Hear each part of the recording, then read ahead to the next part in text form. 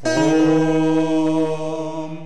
सहना भवतु सहनौ भुनक्तु सह वीर्यं करवावहै तेजस्विनावधीतमस्तु मा विद्विषावहै। ॐ शान्ति शान्ति शान्तिः।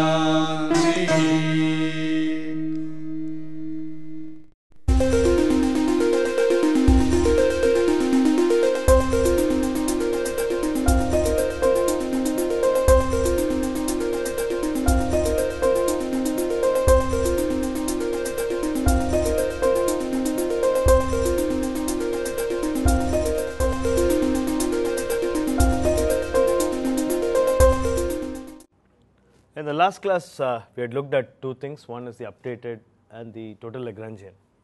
And one of the terms which we had not looked at seriously is the what we called as the geometric stiffness term. In fact, if you remember, K had three terms in it.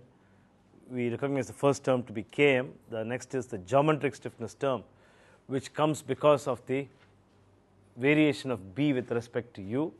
Okay, and we call this as Kg. And of course, we had another term, last term, which we called as the term which is due to load, or KL term. We had three terms. I just want to say that this Kg term, in fact, can be easily written in this fashion for an updated Lagrangian formulation. You can derive this. I'm not going to derive this, but you can ultimately say that or show that the stiffness K due to the geometry, that's Kg, can be written in this fashion. Before we concluded the last class, we saw that, or we realized that there is one thing that is important with all these formulations, that these formulations are good as long as geometric nonlinearities are concerned, as long as material nonlinearity is concerned. But once there are other constraints like incompressibility, this formulation, this displacement formulation, has problems of what are called as locking. We had seen this before. In fact, when we looked at even the small strain case, we saw that we have to move to what are called as mixed formulations in order to take care of this problem of locking. In fact, I want to state that there are other issues also apart from locking. Before we go to that, let us look at what we mean by locking. Let us do a very simple problem. Let's look at the problem what now appears in the screen. It's just a cantilever bending problem. It's a very simple material properties. It has now nu varying from 0.3 to 0.499. Let us look at the results now. The results show the variation of the displacements with respect to nu. We know that as we approach 0.5, nu is equal to 0.5, we approach a condition of incompressibility. Okay. Now, if you now, in fact, these results are for even mixed problem, mixed formulation. Even mixed formulations have problems. But nevertheless, let us understand what we mean by locking. As I now increase 0.5 to nu to 0.5, see how the tetrahedron mesh locks. In other words, the displacement drops drastically, and in fact, there is no displacement at all when it comes to nearly nu is equal to 0.5. On the other hand, if you look at the hexahedron mesh, mixed hexahedron mesh, that's a straight line and it does not lock, and the tip displacement which is plotted in the y-axis, okay, is around 15.5. Let's look at the next result. This dramatically brings out what happens when you move towards 0.49999, that is incompressible limit. At 0.49, look at the difference between 0.49 and 999. At 0.49, the difference is not much. Okay, both of them are deforming, though there is a tendency already for the tet mesh which is given to the right of your screen, right side of the screen, it tends to be slightly different. The displacements are tending to be different. But look at what happens as I increase that 0.499 to 0.4999, 4 nines.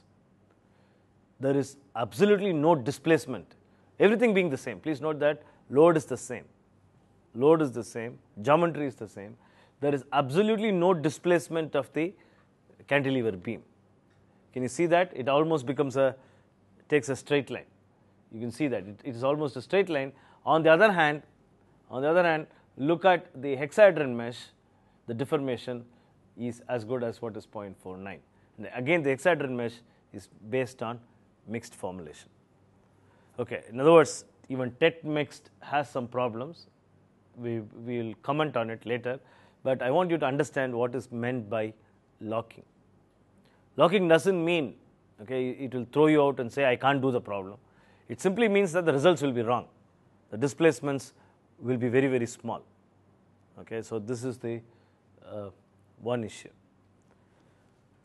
There are other ways of dealing with this problem. Say, for example, if you look at the thick cylinder with internal pressure, as is shown here, and as we move towards the incompressibility limit, you will see that the tet mesh can be now, or the tet formulation can be now modified using what is called as mixed enhanced formulation. And now you see that as the number of nodes increase, the mixed enhanced formulation gives as good a result as that of the hexahedron mixed formulations. On the other hand, the tet mixed formulation is given by that green line, and it completely locks, or the displacements are very small. We have not shown here the displacement of a displacement based formulation. We have not shown that here, basically because you can't run the problem. It will be 0. It will lock straight away. At 0.49, this mesh will lock straight away. Okay, so we'll get back. We will see what these mixed formulations are, and look at. I think most of you know this. We had already done it, but the only thing is that we are now going to write this in the large deformation setting.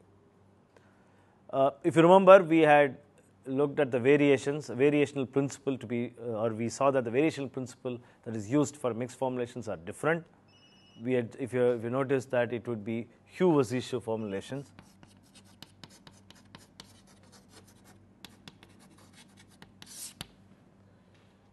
Hugh-Wasishu formulations.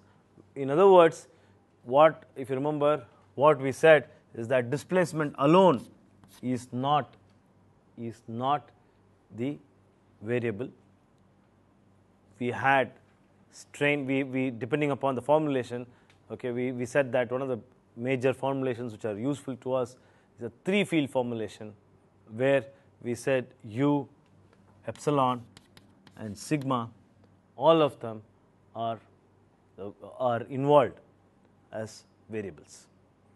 We will see how these mixed formulations are useful in this context of large deformation.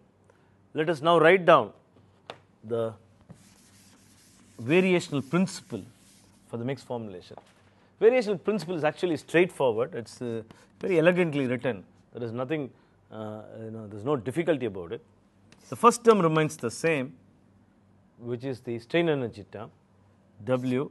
The only thing is that now look at this. C is written as, or W is written not in terms of C, but C bar. We'll define C bar in a minute, plus P into J minus theta, P into J minus theta, which is under the integration dV, integration being taken with respect to omega 0. Now note this term. We are familiar with such a term in some of our previous classes as well. Where did we put this kind of thing? If you remember, we had put it for the strain energy term itself because we wanted constraint. So here, in fact, if you look at this, you would recognize that it is very similar to what we had written there, where that Lagrangian parameter, Lagrangian multiplier is recognized with respect to P. J, what is J? Determinant of F, and the theta is the volume, okay, the current configuration, and P is actually the mixed, what is called mixed pressure, the current configuration. So what we are essentially doing is to force the, in this term, what are we doing? We are trying to force the current volume to be equal to that of J, okay, and the difference is actually multiplied by Lagrangian multiplier, typical Lagrangian multiplier formulation, and is added to the variational form. Right. So this is the starting point. Of course, there is the other term, phi external term, that is also involved. Okay, that's the second term. Now, what is C bar? C bar is defined in terms of F bar. So that is F bar, F transpose F, which is written as F bar II, F bar JJ, or IJ rather, sorry, IJ, F transpose F. So IJ is what is F transpose F, Cij, where F bar is written as theta by j whole power 1 by 3 F. Theta by j whole power 1 by 3 F. Actually, you can extend this further, saying that F bar is split in terms of Fv, that is F bar is equal to Fv, Fd, Dvatoric and the volume terms, where this is written as theta 1 by 3 I, and Fd is written as, we had written this before, j power minus 1 by 3, correct, exactly, j power minus 1 by 3 F, and that's what has led us to write like this, F bar is equal to theta by j whole power 1 by 3 F. In other words, what it really means is that whenever I have F, okay, expressions in terms of F, I send in F bar, or I calculate instead of there being F, I send in F bar, and or in other words, I use F bar for these calculations. The procedure is exactly the same as we did before. The only thing is that now I have an additional term here, or in other words, I have to have the first variation to be equal to 0, and the first variation is calculated in the same fashion, that is, in other words, dou W by dou C bar Ij dC bar Ij, that's the first term, dV, plus the additional terms come from this one. So the first one is P, so delta P j minus theta, first variation of P, plus, since both of them are also variable, delta j minus delta theta, in fact dV, I'll put it here,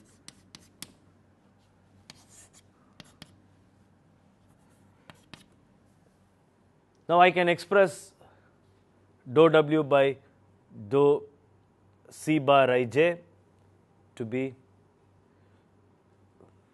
half Sij, because Sij is equal to 2 times, remember that Sij is equal to 2 dou W by dou Cij. So from this expression, I will bring that to the left hand side and write it, because bar is there, I will write that as bar, substitute it back into that expression, so that I will get half of S bar Ij dC bar Ij plus all the terms.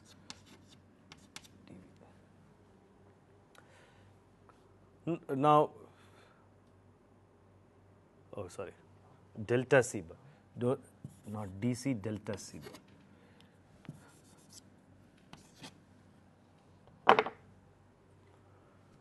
Now, the whole idea is to calculate the first term, that is, what is this term? Of course, wherever C bar is there, be careful to put that. So, our first job is to only calculate this. Calculate this, substitute it back into the expression, so that the first variation is equal to 0 would be complete. Now, once I do that, then it is very easy to do the next step. Let's summarize these steps. The steps are the same. Steps are nowhere different. Okay, only the algebra is different. Now, what did we do? We took phi. Okay, now we added one more term. So, this is the variational equation. What did we do? We found out the first variation. First variation is equal to 0. Okay. Now, this will be my starting point for Newton-Raphson scheme. Okay. So, what is that I should do? I should linearize this. I should linearize this. That is the step. Okay. So, in other words, d of delta phi delta u is what I should find out. So, this step is the one which will linearize this. So, once I linearize, what is that I will get? Tangent stiffness matrix. So, these are the three steps. Okay. Even if you want to do your own formulations, your own finite element, that's all to it. Write down the first variation. Okay. If you do not have phi to be defining this kind of problem, for a particular problem, if phi cannot be defined, then go to the next step, this step, write this down. Okay. This, many times you would call this as virtual work terms, and then start from there and then do a linearization, and linearization results in KT matrix. The only problem will be, as you move towards more and more nonlinearity, there will be so many terms that will come in. Okay, so the expressions will become more and more complex. So, you will be very patient in differentiating it very correctly. That's all to it. But the procedure does not change. The procedure is the same. So, now let us calculate what is this term. Dou C bar ij S bar ij. That is the first term. Plus all these terms are there. That's the first term that we will calculate. Now, I think we did this similar exercise before. If you remember, we did that. In fact, what we did, how did we find out? Say delta C ij Sij. If you remember, very straightforward thing. Okay, in terms of delta f, we wrote this in terms of delta f. First, we wrote delta C ij. Okay, we had two terms because of f. Okay, those two terms are delta f I. Okay, then f transpose f. So, delta f transpose f, that will be ij plus f I delta f ij. This will be, am I right? Yeah, okay, fine. So, now only difference is that there will be bar terms here, all of them will be bar.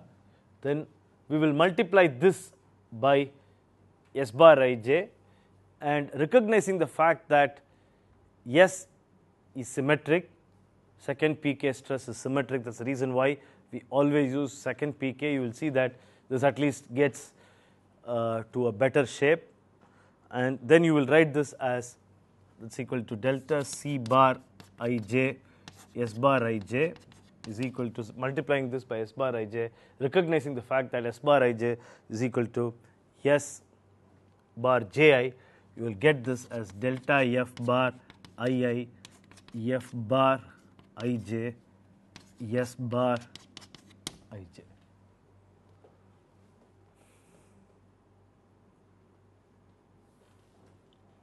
Okay. Now, this expression we will have to substitute it back into the to the major or this one here. But before that, we have to see that how do we calculate or how do we get f delta f bar. This is delta f bar II from my definition of f bar. Remember that f bar, we had written it in terms of theta and j, right? Theta by j whole power 1 by 3 f. So from this I have to find the first variation of delta f bar. Why is that I have to, sorry, let me write it neatly here. Now why is that I am worried about this? Basically because there is a variation, I can't substitute here a variation of delta f straight away, because this involves variation of theta as well as variation of j and of course the variation of f. This is like what? The differential, okay, df, dou f by dou theta into d theta plus dou f by, so dou j into dj and so on. Writing like that, you will see that each of these terms have to be accounted for if I have to look at the first variation of f bar. Okay, so that is the problem, and so I will have three terms, one corresponding to the first term theta. So let us say that that is written as 1 by 3 delta theta. You will see, I mean, there have been some juggleries again have been made. Theta f bar, substituting it into this expression here, f bar II, f bar ij, then s bar ij plus, you can do it separately and then substitute it, you will get exactly the same expressions, plus theta by j whole power 1 by 3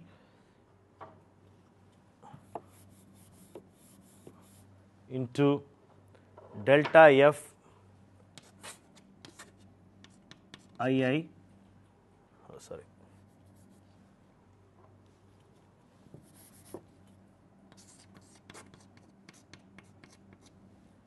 that is this term, that is the variation with respect to this term, this being constant, this term, and then we will have a delta j terms, okay, delta j term, right, that also has to be added. But before we do that, let us see what this delta j term is. Okay, delta j term, I'll just write that here. What is delta j? How do we calculate delta j?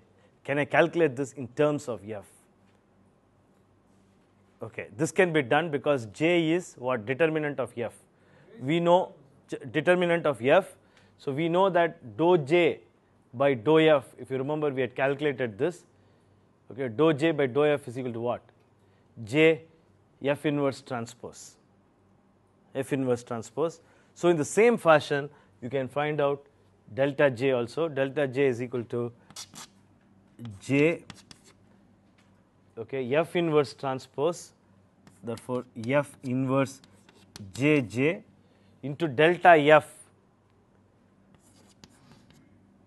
j f in, so delta f should be this side, dou j by dou delta f, so that is coming to the other side, so that will be j. So this is the delta j term. So that delta j term will also go into this term here, okay, so that I will write it down here, minus, okay, is this clear? This we got from my previous expression for dou by dou a, say, I think if I remember right, we had dou by dou a of determinant of a is what we wrote down, okay, before, and from that we can write down this expression. It's a pretty long expression that here what you will get here, that will be minus, I'm continuing from here, okay, or else we can write that here itself, minus 1 by 3 delta f j F inverse Jj. We'll summarize this in a minute, just so you can write it down, into Fii, this whole thing multiplied by F bar Ii, S bar Ij. So the whole idea here is to just replace this term, okay, looking at this term very carefully, replace this into my first variation, okay, replacing that into my first variation. That's the whole idea here. Now note that when I do this, just not to keep track, you note that there are three things here. One is u, variation is now with respect to P also. So the other variable is P, which is the pressure term. The third is theta term. Okay, so there are three variables. That's why it's called mixed formulation. You have three variables, u, P, and theta. So corresponding to these three variables, you write delta u, delta P, delta theta.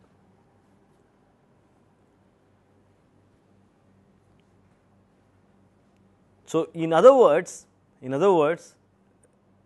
what we mean to say is, in usual finite element, the only variable that you will solve for is displacement.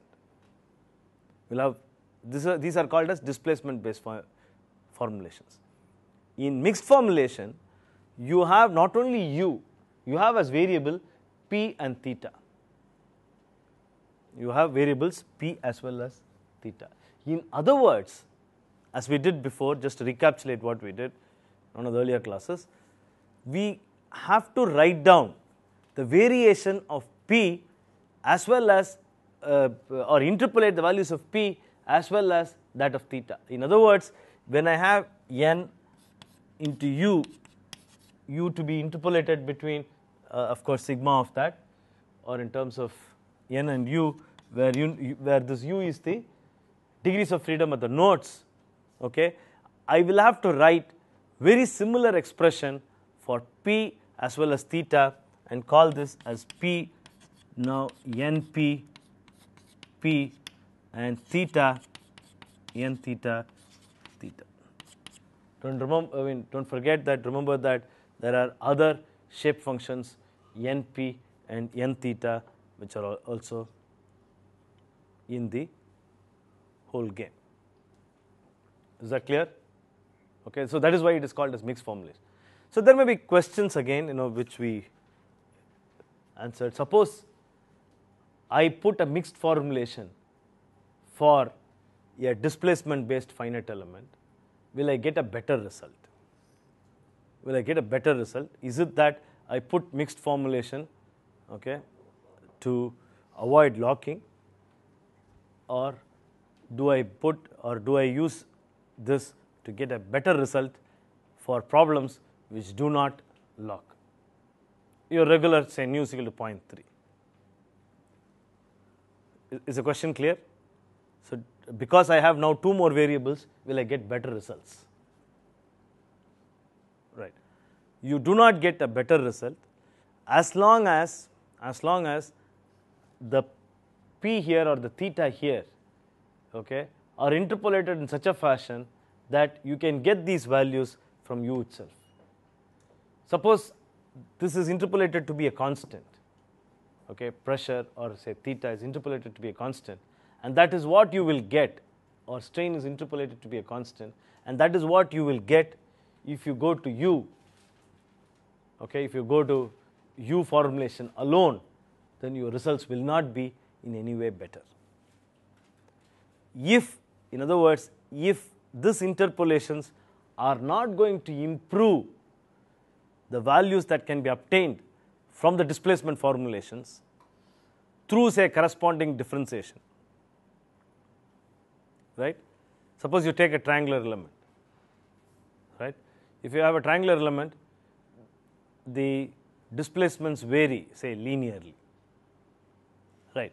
So now look at the strains, they are say constant strain triangle. So the displacement formulations themselves give you constant strains, right. Now if you now put here in this formulation such that you will get a constant strain, okay, though you will introduce strain as one of the variables, one of the field variables, you will not get better result. But that brings us to another question, can I keep on putting this kind of interpolations as and how I like? Is it that I can vary these interpolations? So can I have an interpolation, say in an element with pressure varying in a cubic fashion, displacements varying in a linear fashion, and so on? Okay, can I put down this kind of things? Answer is no. That affects what is called as the stability of the problem, or in other words, the problem becomes unstable. Unstable in the sense that you cannot solve, or there will be singularity in the ultimate solutions that you would be solving. In other words, there are certain conditions which define the stability of the problem. Okay, problems like this. So these conditions are called as Babuska-Bressi condition.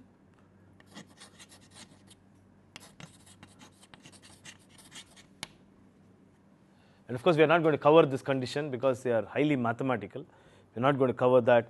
But nevertheless, you should know that these are Babuska-Bressi conditions, which are the ones which control, okay, the stability of problems which involve constraints like incompressibility. This can be stated in a very simple fashion. For many of the problems, this can be stated in a very simple fashion, saying that per element or patch of element, the degrees of freedom for, say, stress and displacements are involved. The degree of freedom for stress, okay, should be greater than or equal to degree of freedom for displacement. This is called as constraint, or this is called count condition. Okay, n sigma should be greater than equal to nu. So let us say take a triangle, say for example a triangle problem. Okay, you have the displacements defined at the 3 nodes, right? And you have pressure that is defined, say, at the center, and this pressure, in other words, the pressure is constant throughout the element. This we needed to tackle incompressibility. Okay. Now, if you look at this problem, 2-dimensional problem, okay, let us say sigma, not pressure, but sigma. So the number of degrees of freedom for sigma is equal to 3. So n sigma is equal to 3.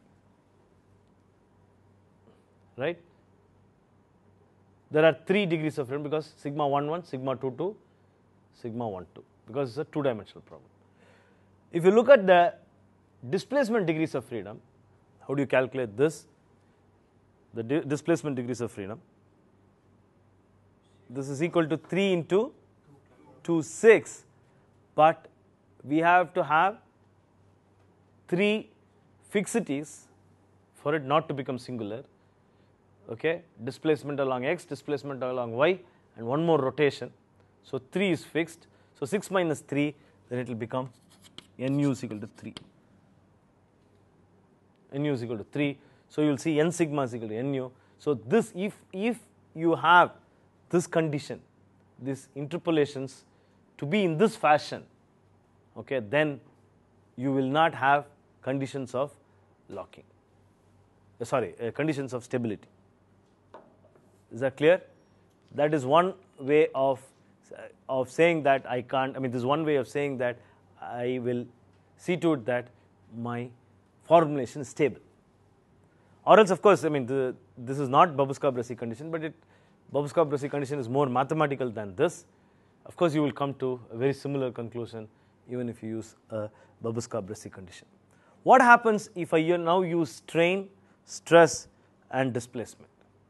Then in that case, I got to have a condition where n epsilon, where n is the number of degrees of freedom for strain plus nu should be greater than or equal to n sigma. Okay, that condition should be satisfied. So these are called as count conditions. Of course, apart from this, both of them, okay, should be satisfied. These are what are called as count conditions. So what does this count condition tell us?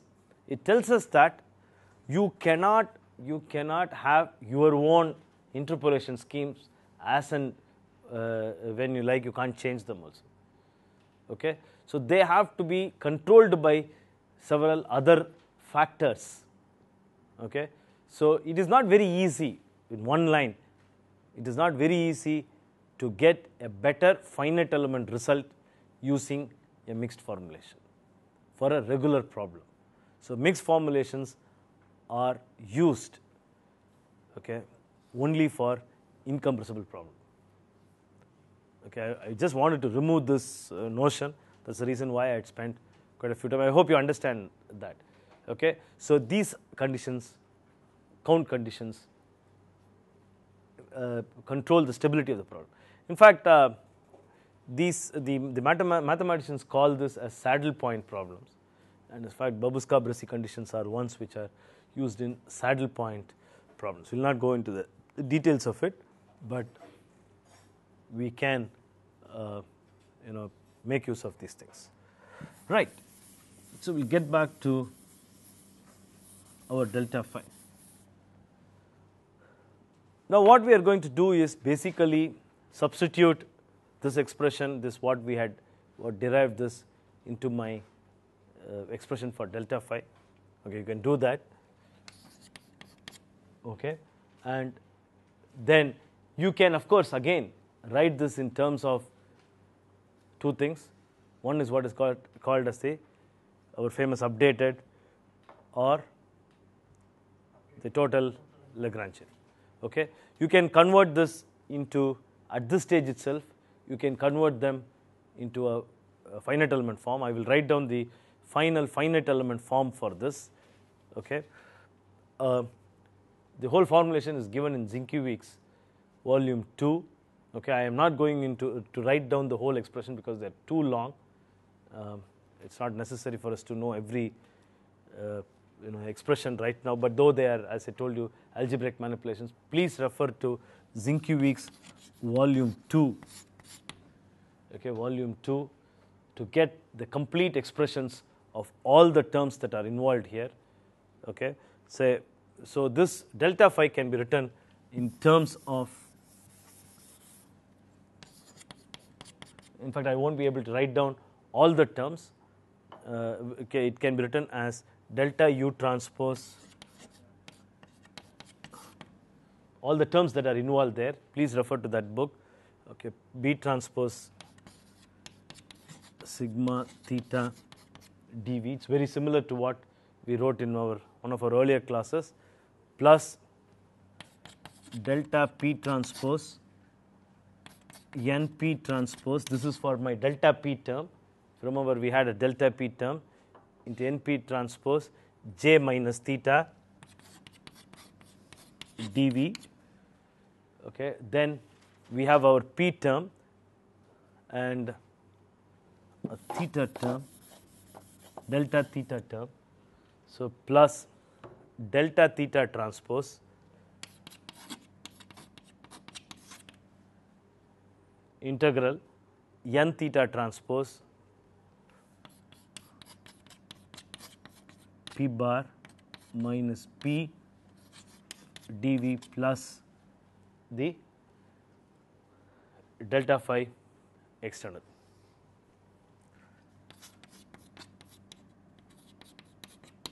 For explanations, refer to that book.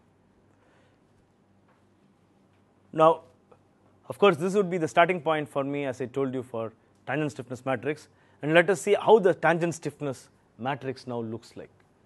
Okay, the rest of the details, fill it up. This is how it looks like. The tangent stiffness matrix looks something like this. So you will see now that it has three variables, u, theta and p, and look at the right hand side. There are two zeros corresponding to the second and the third equation. Okay? See how many k's are there. K's, k. Okay, it was only one k, kt. If you remember, we started with just kt delta u is equal to delta f. Now look at the k's that are available. Okay, you can keep on writing for each k, you can keep on writing expressions like this. Right? So in other words, mixed formulations give rise to a k with three variables, du, d theta and dp. But fortunately for us, the second and the third expressions have zeros on the right hand side. So what is it?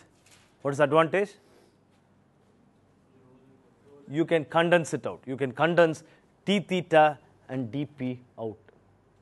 In other words, if you look at the first expression, kuu du plus ku theta d theta plus kup dp is equal to f minus p. F is the external load, p is, you can get it p from the initial Newton-Raphson scheme. Now, using the say third expression, you can write down dp using the third equation. You can write down dp in terms of du. Substitute this from this back into the second expression. Write theta in terms of again du. Then substitute that into this expression. Then ultimately what you will get, interestingly, is only of the form k du is equal to some f. So what I want to emphasize is that in mixed formulation, okay, you do not, or good mixed formulations, you do not solve for theta and p in a global level. In some of them, yes, you might, but most of the formulations, you do not solve that at the global level. You condense it out. What is condensation? You write that in terms of du or in terms of the displacement. Okay, remove it. I hope you understand how I removed it. Okay, dkpu du is equal to kp theta dp. So dp is equal to kp inverse ku du. That's all. Substitute this back into this expression. So you have now from here you can write down in terms of u, du and so on. Right? So this is what is called as static condensation. These degrees of freedom are condensed out most of the times at the element level itself. Okay, and then they are not assembled, they are put in to du, and ultimately you solve an equation of this form. Is that clear? Okay. So that in a nutshell is the mixed formulation. But again, the story doesn't end. That's the problem with many of these highly nonlinear problems. Mixed formulations do not guarantee, note this carefully, do not guarantee two things. One is, let's take the first thing, do not guarantee that incompressibility is maintained. With all this story, ultimately the bombshell is that they do not guarantee incompressibility to be maintained. What they guarantee, not even guarantee, what they try to do is not to lock. That's all. They do not lock. In fact, in the TET, you saw that even mixed locks. We will come to that as the next step. Let's finish this. So it doesn't guarantee incompressibility condition. It just guarantees that there is no locking. It doesn't satisfy the constraint. Okay? For satisfaction of constraint, again you have to apply one more algorithm, say what we call as a Lagrangian approach, okay, or augmented Lagrangian as it is called. An augmented Lagrangian approach is applied on top of whatever we have done in order to ensure that incompressibility condition is also satisfied. Suppose you want, in other words, if you want exactly nu is equal to 0.5 and exactly the incompressibility condition to be satisfied, then it's not enough if you do only mixed formulation. You also have to do augmented Lagrangian formulation. But on the other hand, you are at 0.495, it's nearly incompressible. Okay, nearly incompressible, then this algorithm will be good enough and will see to it that the solutions do not lock. Right. Now that's the first thing.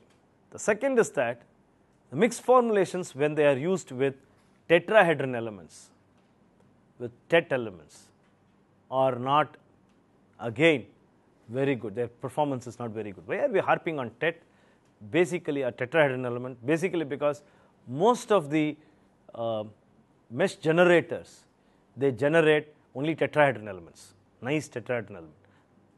In fact, they have problems even for linear case. For nonlinear case, you have severe problems. Okay, so what do you do? So you have not only a mixed formulation, but you have what is called as mixed enhanced. Still worse. That means you are going to add one more. Okay, enhanced strain. The strain is enhanced. Another expressions are arrived at for enhanced. In fact, you can have a look at that result here. Okay, in the screen. Yeah, you have such. You will see. You look at the number of expressions again for enhanced condition. Let us look at the results of the enhanced formulation. Yeah, you see that mixed enhanced, tet mixed enhanced, which is given by that blue line there. That blue line there, it approaches, okay, of course, with number of nodes, it approaches the hex mixed. On the other hand, if you have only the tet mixed, it still locks. So you have another formulation on top of mixed formulation, okay, for tetrahedron elements to perform better in terms of this locking, in terms of incompressibility. So these are the issues that are involved. We are not going to the details of mixed enhanced formulations. People are interested in mixed enhanced, again refer to Zienkiewicz volume 2. Okay, all the latest papers are summarized in Zienkiewicz volume 2. You can look at that as well. So that sort of gives you an overall picture of the mixed formulations. Though we have not derived each of these terms, okay, they are available in this textbook. You can have a look at that. They are no more than some algebraic jugglery that has been done, but the concepts are what we have taught. So please have a look at this mixed enhanced formulation also. Just to close this topic, I want to tell that most of these softwares today come as a mixed formulation. So in other words, most of the times the hexahedron mesh or quad mesh performs well, but still tet mesh, though they call this as mixed formulation, its performance is not that good. There have been issues with respect to locking. Right. Okay, we will close here, continue in the next class.